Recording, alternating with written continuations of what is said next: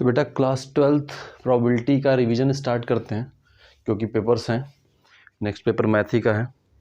तो रिवीजन में सबसे पहले हमको क्या पढ़ना है? तो सबसे पहले हमको बेटा पढ़ना है कंडीशनल प्रोबेबिलिटी। कंडीशनल प्रोबेबिलिटी, ठीक है। अब ये क्या होता है?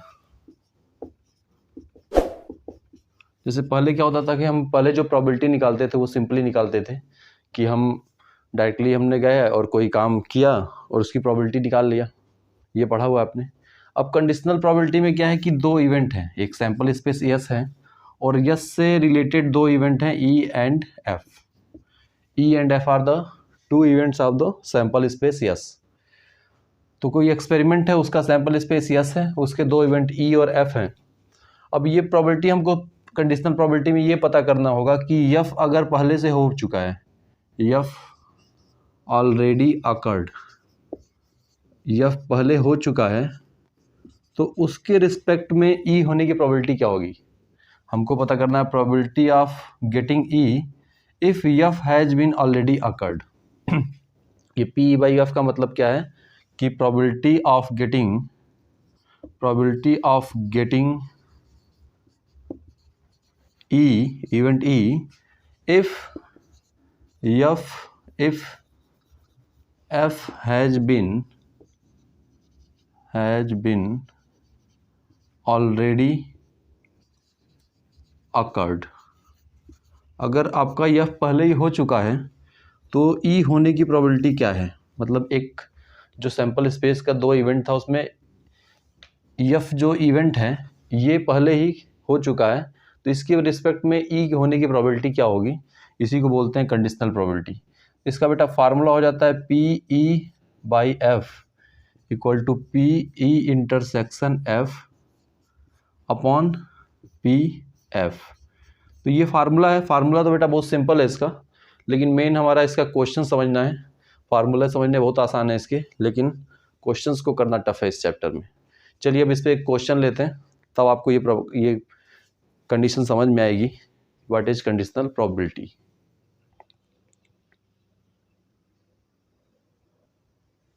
तो बेटा क्वेश्चन है, a family has two children,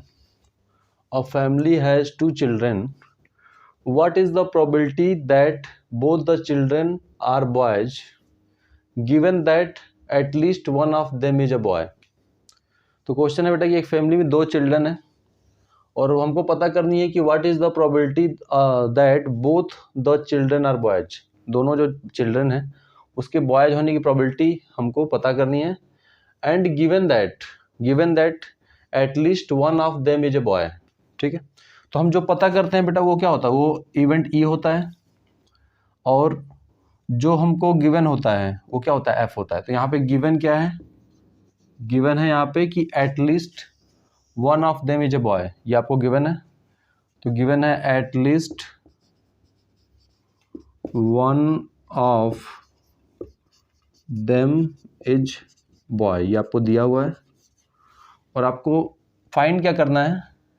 तो हमको फाइंड करना है कि what is the probability that both children are boy.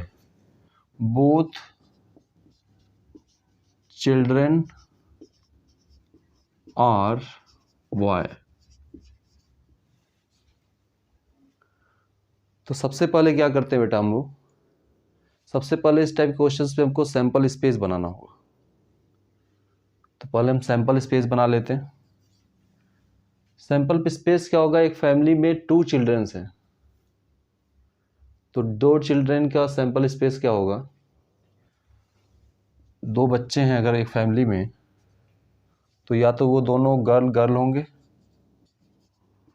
या गर्ल बॉय हो सकता है या बॉय गर्ल हो सकता है या लास्ट ऑप्शन है बॉय। तो टोटल चार पॉसिबल कंडीशंस होंगी।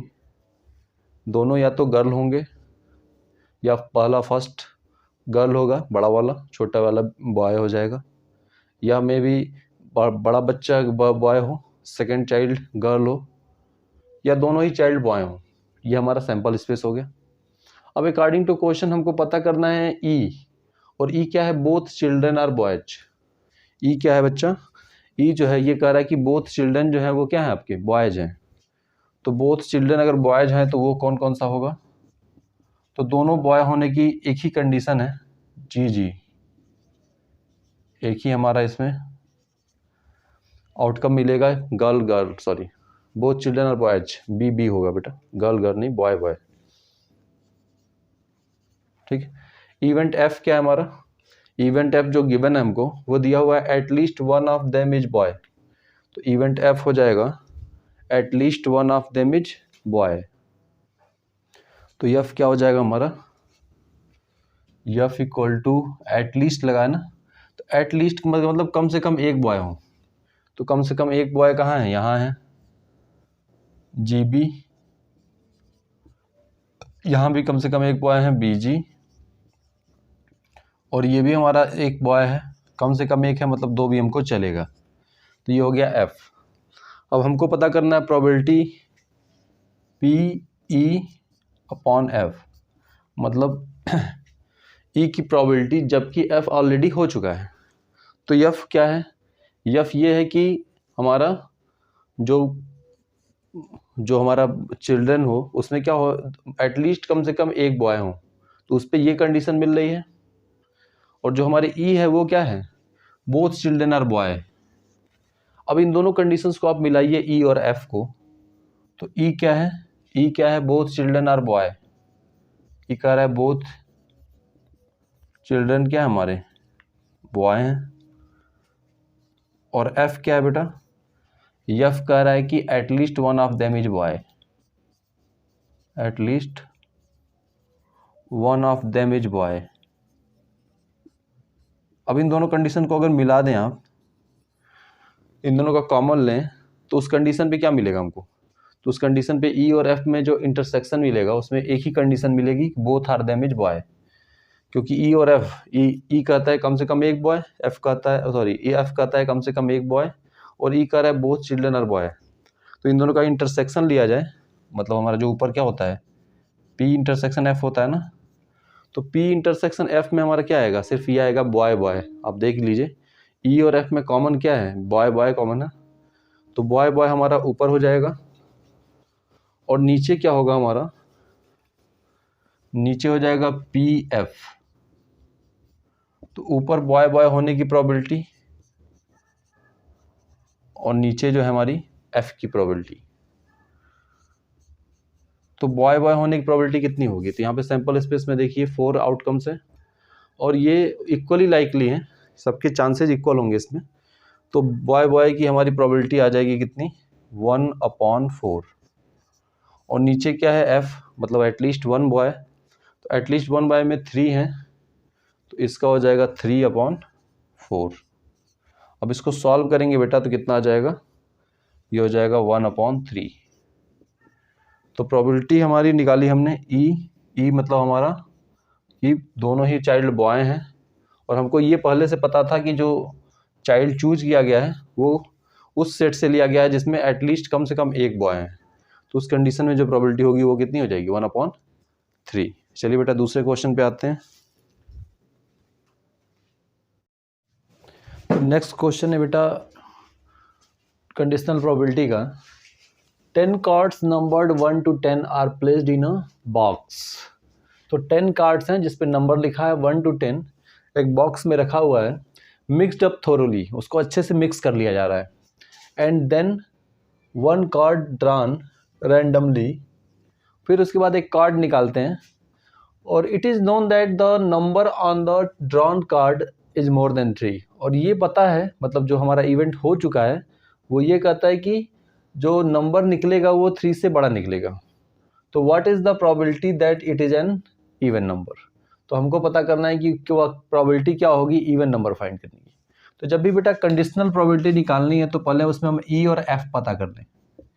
एफ क्या है, जो कि ऑलरेडी हो चुका है, ऑलरेडी हो चुका है वो इवेंट जो कि ऑलरेडी आपका हो चुका है, और ई जो है जिसकी प्रोबेबिलिटी हमको फाइंड करनी है। ठीक है,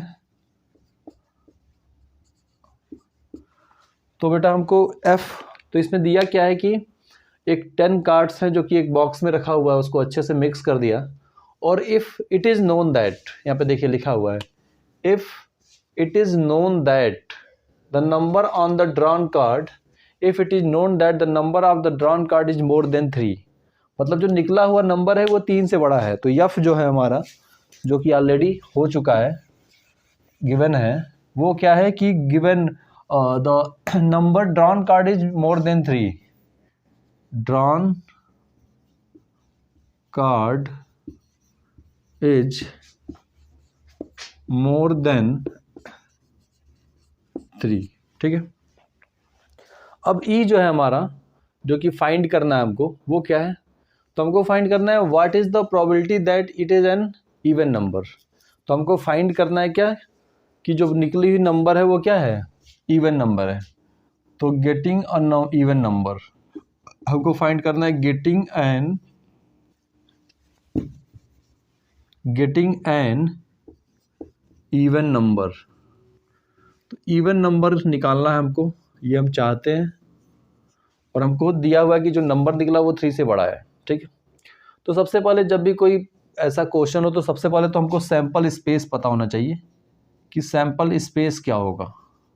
तो हमारे पास एक बॉक्स है, उसमें 1 2 3 ऐसे करके 10 कार्ड्स रखे हुए हैं। तो हमारा सैंपल स्पेस क्या हो जाएगा इसका बेटा, तो सबसे पहले सैंपल स्पेस बनाइए। तो उसमें क्या है, हम बॉक्स में हाथ डालेंगे, मे बी 1 निकले, मे बी 2 निकले, मे बी 3 निकले, ऐसे करते करते मे बी 10 निकले। तो जो नंबर निकलेंगे वो क्या हो जाएंगे, वो 1 होगा या 2 होगा या 3 होगा या 10 होगा, ठीक है। तो ये हो गया सैंपल स्पेस, ये हो गया हमारा सैंपल स्पेस, और आप सैंपल स्पेस को यस से डिनोट करेंगे। अब ये जो हमने एफ लिखा है, ई गेटिंग एन इवन नंबर, ठीक है। इवन नंबर का भी वो बना लेते हैं, इवन नंबर का इवेंट बना लेते हैं। तो बेटा ई जो है वो गेटिंग एन इवन नंबर, तो सैंपल स्पेस देखिए हमने लिख लिया 1 2 3 4 5 6 7 8 9 10, और ई जो इवेंट है हमारा इवन नंबर का, वो हो जाएगा 2 4 6 8 10, ये हो गया इवेंट ई। अब इवेंट एफ देखिए, इवेंट एफ क्या है कि drawn card is an more than 3, मतलब हमको जो कार्ड निकालना है वो 3 से बड़ा होना चाहिए। तो 3 से बड़ा क्या हो सकता है भाई, तो 3 से बड़ा हो सकता है हमारा 4 निकल जाए, या फिर 5 निकले, 6 निकले, या 7 निकले, 8 निकले, 9 निकले, या 10 निकले। तो ये हो गया आपका एफ, ठीक। तो ई पता चल गया, एफ पता चल गया, एस पता चल गया। अब हमको पता करना है conditional probability P E upon F, ठीक। अब ये क्या हो जाएगा, इसकी वैल्यू हो जाएगी P E intersection F upon P F, ठीक है। अब ई इंटरसेक्शन एफ का मतलब क्या हुआ, अब ई पी इंटरसेक्शन एफ का मतलब है ई वाली कंडीशन भी और एफ वाली कंडीशन भी। तो ई क्या है, व्हाट इज ई, तो गेटिंग एन इवन नंबर, ई मतलब है हमारा गेटिंग एन इवन, और एफ का मतलब है, एफ मीन्स है ग्रेटर मोर देन 3। तो इन दोनों कंडीशन को अगर हम मिक्स कर दें तो ऐसा इवन नंबर जो 3 से क्या हो, बड़ा हो। पी ई इंटरसेक्शन एफ का मतलब क्या हो गया कि ऐसा नंबर जो 3 से क्या है आपका बेटा, ग्रेटर है, तो ये नंबर हमको निकालना है। तो ई इंटरसेक्शन एफ क्या बन गया कि getting an even number more than 3। तो 3 से बड़ा नंबर और इवन, ऐसे कौन कौन से नंबर है हमारे पास, तो ऐसे नंबर है हमारा 3 से बड़ा और इवन 4 6 8 10। ये जो नंबर था ये हमारा पी ई इंटरसेक्शन एफ हो जाएगा, और नीचे जो है वो प्रोबेबिलिटी ऑफ पी एफ है हमारी, ठीक है। अब देखिए इसकी प्रोबेबिलिटी क्या होगी, 2 आने की, 4 आने की, 4 आने की, 6 आने की, 8 और 10, 4 एलिमेंट है ना, तो इनकी प्रोबेबिलिटी हो जाएगी 4/10। और नीचे क्या है आपका एफ, तो एफ में देखिए कितने एलिमेंट है बेटा, 1 2 3 4 8 1 2 3 4 5 6 7, तो 7 एलिमेंट है नीचे वाले में। तो ये 7/10, ये मैं डायरेक्टली इसलिए कर दे रहा हूँ बच्चा क्योंकि ये इक्वली लाइकली आउटकम है, और इक्वली लाइकली की वजह से मैं ऐसे कर पा रहा हूँ। अगर इक्वली लाइकली नहीं होता तो मैंने क्या करता ऐसे। तो देखिए 4/10 और नीचे 7/10, 10 से 10 कैंसिल हो गया, आंसर आ गया 4/7। तो ये निकल गई कंडीशनल प्रोबेबिलिटी।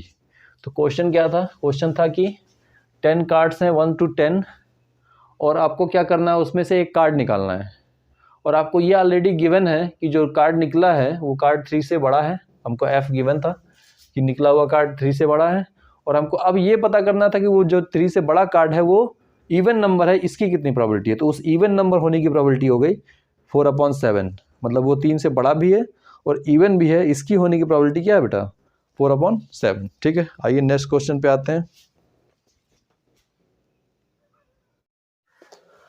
हाँ बेटा, तो आइए कंडीशनल प्रोबेबिलिटी को फील करने की कोशिश करते हैं कि है क्या कंडीशनल प्रोबेबिलिटी, ये कौन सी नई चीज़ आ गई। भाई प्रोबेबिलिटी तो हमने पढ़ा है, प्रोबेबिलिटी हम लोग जानते हैं कि व्हाट इज़ प्रोबेबिलिटी। प्रोबेबिलिटी हमने जो पढ़ा है कि कोई इवेंट की होने की जो चांसेज हैं उसको प्रोबेबिलिटी कहते हैं। ठीक है, और इसके लिए हमने बच्चा क्या पढ़ दिया, एक्सोमेट्रिक अप्रोच भी पढ़ लिया कि कैसे निकालना है। हमने अपने एक्सोमेट्रिक अप्रोच भी निकाला कि सपोज के लिए किसी की चीज़ की प्रोबेबिलिटी निकालनी है तो उसके जितने भी एलिमेंट्री इवेंट हों सबकी प्रोबेबिलिटी का सम होता है। ये हमने पढ़ा है ना। ये इसको छोड़िए, हम डायरेक्टली आते हैं कि क्या होता है कंडीशनल प्रोबेबिलिटी। भाई प्रोबेबिलिटी हमको पता है, प्रोबेबिलिटी हम सब आपको समझा भी देते हैं। सपोज के लिए हमको एक सेट देता था कि ये एक सेट है या कंडीशन है, सैम्पल स्पेस जिसको कहते हैं हम, और उसके रिस्पेक्ट में एक इवेंट दे देता था कि इवेंट ई है और हमसे पूछता था कि प्रोबेबिलिटी निकालिए। ये था सीधा प्रोबेबिलिटी, हम निकाल लेते थे। बट अब जो नया आ गया है वो है कंडीशनल प्रोबेबिलिटी। अब ये कंडीशनल प्रोबेबिलिटी क्या नई चीज़ है, इसको कैसे समझेंगे हम। तो ये हमने समझ लिया कि एक सैम्पल स्पेस है, जैसे सपोज किया हमने कि थ्रोइंग अ डाइस, ये एक्सपेरिमेंट है और इवेंट आप अपने अकॉर्डिंग ले सकते हैं। सपोज कर लिया आपने इवेंट ले लिया getting an even number, getting an even number, ये आपका इवेंट हो गया। तो यहाँ पे इवन नंबर होने की प्रोबेबिलिटी हम निकाल सकते हैं, सीधा है ये, इसको सिंपल प्रोबेबिलिटी कहते हैं। लेकिन अब हमको समझना है बेटा क्या, हमको समझना है क्या है कंडीशनल प्रोबेबिलिटी। कंडीशनल प्रोबेबिलिटी को कैसे समझें, यही आज की हमारी मेन प्रॉब्लम है। ठीक, आइए कंडीशनल प्रोबेबिलिटी पे फोकस करते हैं। कंडीशनल प्रोबेबिलिटी का बेटा मैंने फार्मूला बता दिया आपको। ठीक है, फार्मूला तो आप देख लिया, आपने लिख भी लिया, शायद आप उसको समझ भी रहे होंगे, कोशिश कर रहे होंगे समझने की। कंडीशनल प्रोबेबिलिटी क्या है कि P/F इक्वल टू P/F/PF, यही बताया ना बेटा। लेकिन फार्मूला बताने के बाद भी मैंने सोचा कि फिर भी हम एक बार इसको एक्सप्लेन करें। फार्मूले से हमको उतना समझ में नहीं आता जितना हम अगर इसको रियल में फील करें, समझें, तो वो ज़्यादा बेटर होगा। अब कंडीशनल प्रोबेबिलिटी को फील करना हमको, देखिए कंडीशनल प्रोबेबिलिटी है क्या। तो इसमें होता है ना कि E एंड F जो होता है, ये इवेंट ऑलरेडी क्या हो चुका है, already occurred. This event has been already occurred, ये पहले ही हो चुका है आपका। ठीक है, तो यहाँ पे जब हम कंडीशनल प्रोबेबिलिटी निकालते हैं बेटा, तो उसके इसमें होता क्या है कि हम E की प्रोबेबिलिटी निकाल रहे हैं, हम E की प्रोबेबिलिटी निकाल रहे हैं, एक इवेंट E है उसकी प्रोबेबिलिटी निकाल रहे हैं, और वो किसके रिस्पेक्ट में निकाल रहे हैं, F के रिस्पेक्ट में निकाल रहे हैं, क्योंकि F पहले हो चुका है। F जो इवेंट है वो पहले क्या हमारा हो चुका है। तो जब हम इस F के रिस्पेक्ट में E की प्रोबेबिलिटी निकालेंगे आप, तो उस केस में सपोज कर लीजिए अगर हम डायरेक्टली E की प्रोबेबिलिटी निकालते हैं और सपोज किया कोई सैम्पल स्पेस S होता, तो उस केस में अगर E की प्रोबेबिलिटी निकालते तो हमारा बेसिक मेथड होता है वो उससे निकलता वो। लेकिन जब F के रिस्पेक्ट में बेटा आप निकालने जाएंगे इसकी प्रोबेबिलिटी, तो क्या होगा, आपका सैम्पल स्पेस चेंज हो जाएगा, आपका सैम्पल स्पेस जो है वो चेंज हो जाएगा, और सैम्पल स्पेस चेंज हो जाएगा that means number of element. जैसे हम लोग जो प्रोबेबिलिटी लिखते हैं, प्रोबेबिलिटी ऑफ E, तो हमारा सिंपल फार्मूला होता है कि number of favourable outcome upon number of total possible outcome. Number of total possible outcome में बेटा हम क्या करते हैं, ये जो टोटल पॉसिबल है इसमें हमारा जो सैंपल स्पेस है उसके सारे एलिमेंट होते हैं, मतलब यहाँ पे जो नंबर होता है वो सैंपल स्पेस के सारे एलिमेंट का होता है।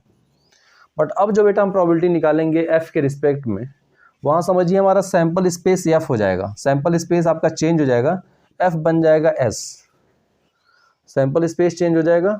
और जो हमारा फेवरेबल आउटकम है वो आउटकम क्या होगा, फेवरेबल आउटकम ये होगा कि वो ई और एफ इन दोनों कंडीशंस को जो कंबाइन करता होगा वो आपका फेवरेबल आउटकम हो जाएगा।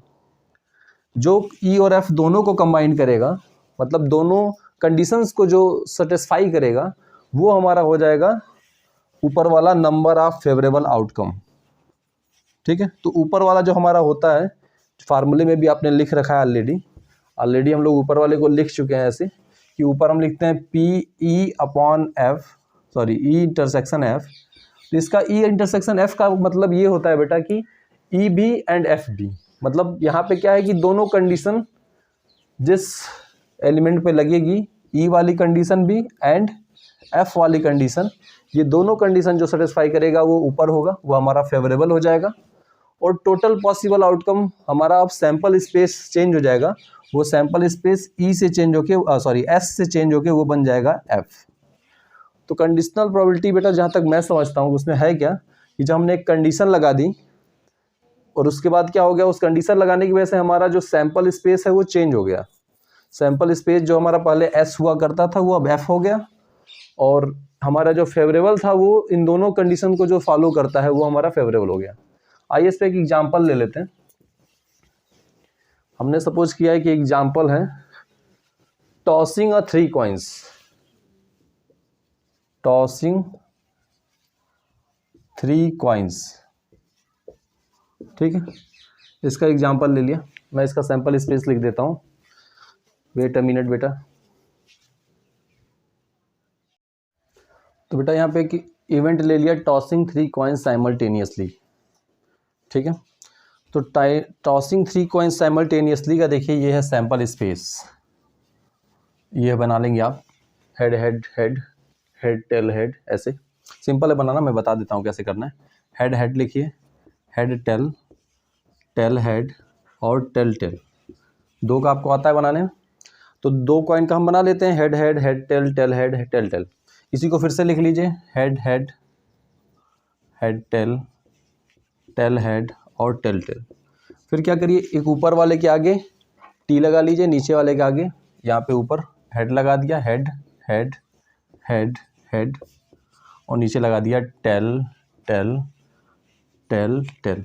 तो ये आपका 2 कॉइन्स का क्या हो गया, सैंपल स्पेस बन गया। तो बेटा हमको सैंपल स्पेस है हमारा कि टॉसिंग 2 कॉइन्स साइमल्टेनियसली।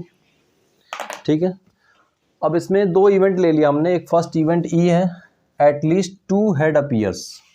तो इवेंट ई क्या कर रहा है कि एटलीस्ट 2 हेड अपीयर्स, इसका मतलब है कम से कम 2 हेड आना चाहिए। तो कम से कम 2 हेड आना चाहिए, तो 3 वाला भी चलेगा, तो ये भी चलेगा हमको, ये भी चलेगा हमको, ये भी चलेगा, ये नहीं चलेगा क्योंकि इसमें 1 हेड है, ये चल जाएगा, ये नहीं चलेगा हमको, ये भी नहीं, ये भी नहीं। तो जिसमें भी कम से कम 2 हेड थे या 3 हेड थे मैंने उनको ले लिया। तो अब ऐसे हमको 1 2 3 4 4 मिल गए, बाकी को हटा देता हूँ मैं। तो ये इवेंट ई हो गया। इवेंट ई क्या है हमारा, इवेंट ई हो गया head head head head tell, head head tail, tail head head, और एक बचा था हमारा हेड टेल हेड। ठीक है, तो ये हमारा हो गया इवेंट ई। ठीक, अब इवेंट एफ, इवेंट ई क्या था फिर से मैं बता देता हूँ, एटलीस्ट 2 हेड, कम से कम 2 हेड। तो 2 हेड या 2 से ज़्यादा हेड मैंने इसमें लिखा है, चेक कर लीजिए आप। तो ये एटलीस्ट 2 हेड हो गया। अब दूसरा इवेंट एफ है, इवेंट एफ क्या है हमारा, फर्स्ट क्वाइन सोज टेल। इसमें देखिए कहाँ कहाँ पे पहले पे टेल आ रहा है, तो पहले यहाँ टेल आ रहा है, फिर यहाँ टेल आ रहा है, मतलब सेकेंड लाइन में मैंने ऐसे बनाया, ये पहले पे टेल आएगा। तो फर्स्ट टी एच एच, फिर हमारा T H T, T T H, और ये हो गया टी टी टी। तो ये हो गया दूसरा बेटा हमारा। ठीक है, अब देखिए हमारा ई हो गया, एफ हो गया। अब हमको क्या करना है, इस क्वेश्चन में बनाया है कि हमको कंडीशनल प्रोबेबिलिटी निकालनी है if F has been already occurred, F जो है पहले ही हो चुका है, find the probability of E if F has been already occurred. तो देखिए एफ हमारा अगर पहले से हो चुका है तो हम फार्मूला क्या लिखेंगे, पी ई अपॉन एफ, ये लिखेंगे ना। तो कि मैं कैमरा सही कर दूं, तो ई upon F, P E upon F का मतलब हो गया कि प्रोबेबिलिटी ऑफ गेटिंग ई, इसका मतलब हो गया probability of getting E if F has been already occurred. ठीक, तो probability of getting E if F has been already occurred. ठीक है, तो अब एफ यहाँ पे हो चुका है, तो एफ जो हो चुका है बेटा वो समझिए आपका जो सैंपल स्पेस पहले था, अब वो सैंपल स्पेस चेंज हो जाएगा। जो फार्मूला हमारा क्या है, पी ई बाई एफ का फार्मूला क्या है कि P E intersection F upon P F. तो पहले हम लोग रियल सिंपल प्रोबेबिलिटी में यहाँ पे पी एस लिखा करते थे, वहाँ पे सैंपल स्पेस की वो होती थी, प्रोबेबिलिटी होती थी टोटल। अब हमको क्या करना है, यहाँ पे पी ई इंटरसेक्शन एफ का लिखना है ऊपर, और नीचे पी एफ का लिखना है। ठीक है, तो ई इंटरसेक्शन एफ का मतलब क्या है, ई इंटरसेक्शन एफ की मीनिंग क्या हो जाएगी हमारी, ई और एफ दोनों कंडीशन को आप मिला दीजिए। तो ई कहता है एटलीस्ट टू हेड, ई क्या है, ई कहता है एटलीस्ट टू हेड, ई जो है वो टू हेड पूछ रहा है।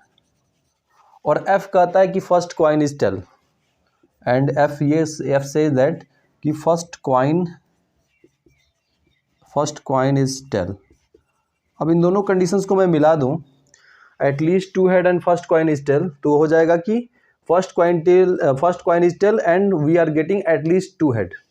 अब इस कंडीशन को कौन कौन फॉलो करता है, देखिए, मतलब दो हेड हो और फर्स्ट क्वाइन टेल हो। तो आइए पहले सैंपल स्पेस यहाँ ऊपर है मेरा, रुकिए मैं उसको दिखाता हूँ आपको।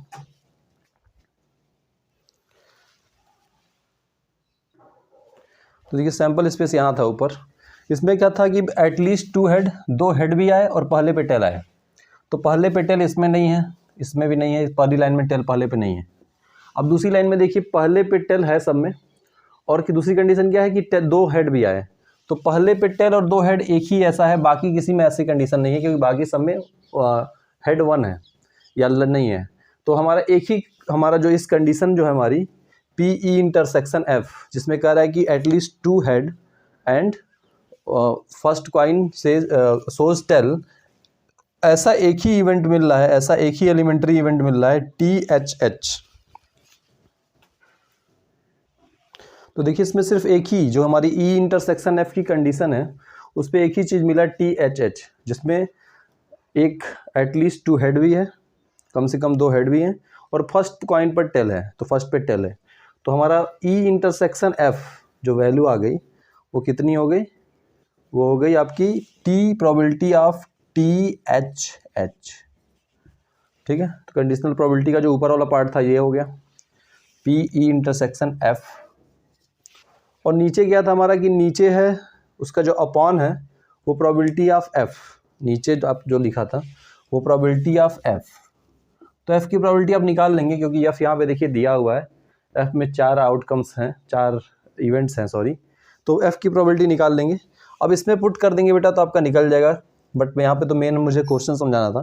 तो इसमें समझना बेटा ये था कि पी ई इंटरसेक्शन एफ का मतलब ये है कि जहाँ पे दोनों कंडीशंस फॉलो हों। तो यहाँ पे ई और एफ मतलब दोनों का इंटरसेक्शन हो जाता है, दोनों तभी होगा जब दोनों के इंटरसेक्शन में जो आएगा। तो यहाँ पे देख भी लीजिए इन दोनों में कॉमन क्या है, इस सेट में और इस सेट में ई और एफ में T H H and T H H he common है ना।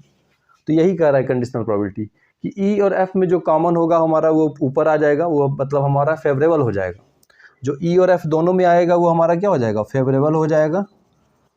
और नीचे जो हमारा सैंपल स्पेस पहले यस हुआ करता था वो अब एफ हो जाएगा। तो सैंपल स्पेस पहले हम लोग टोटल प्रोबेबिलिटी नीचे लिखा करते थे, टोटल पॉसिबल आउटकम, अब हम टोटल पॉसिबल आउटकम की जगह यहाँ पे एफ लिखेंगे, ये चार ये इवेंट जो हैं इनकी प्रोबेबिलिटी लिखेंगे।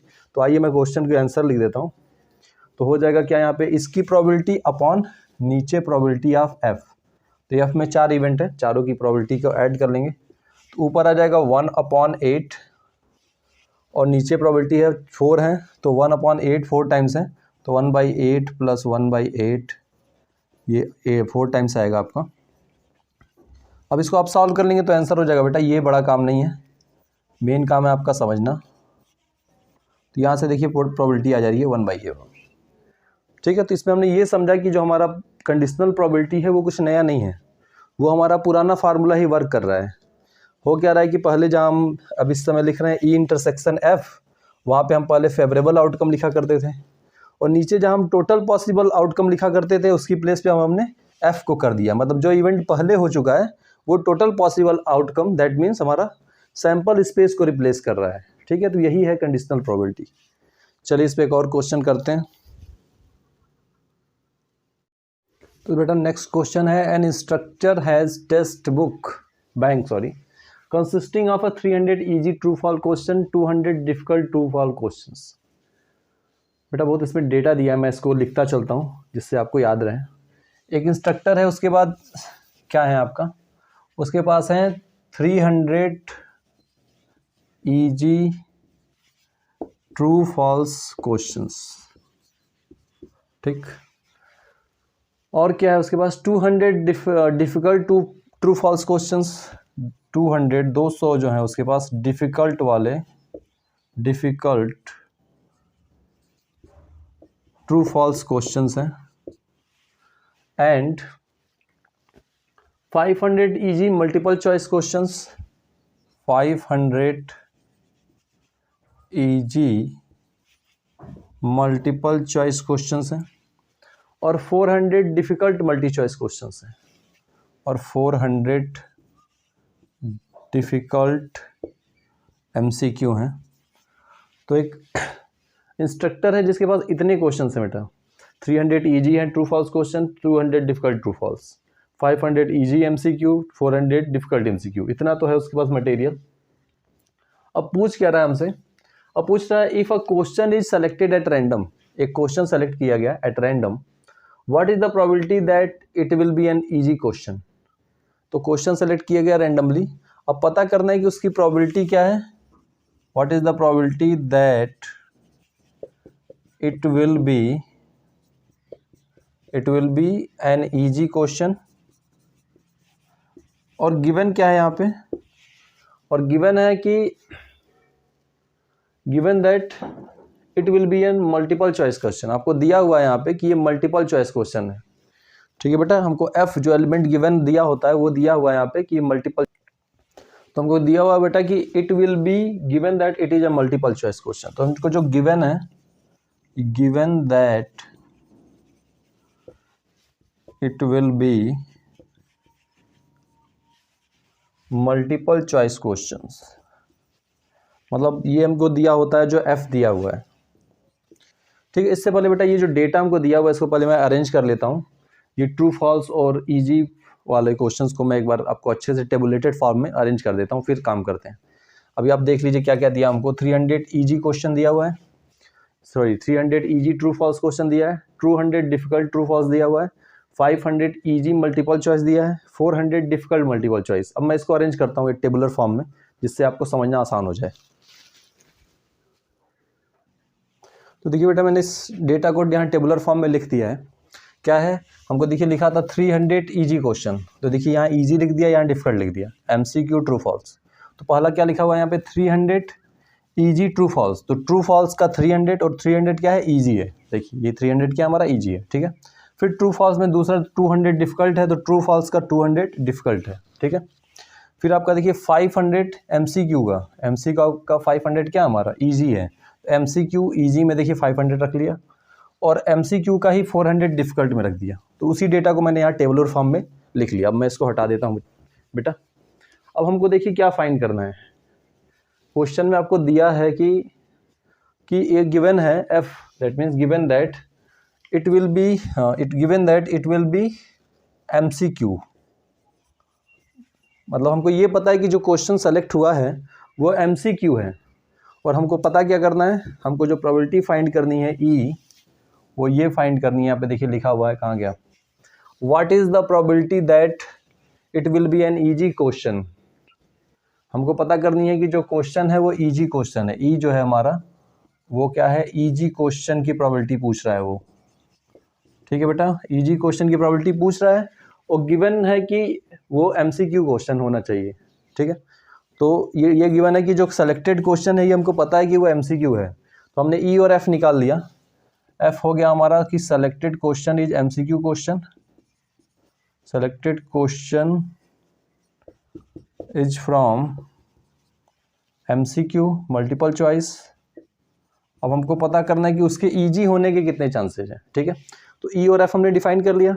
अब बेटा फार्मूला आपको पता है, फार्मूला तो आप जानते ही हैं, फार्मूला है P E upon F equal to P E intersection F upon P F, ये तो आपको पता है।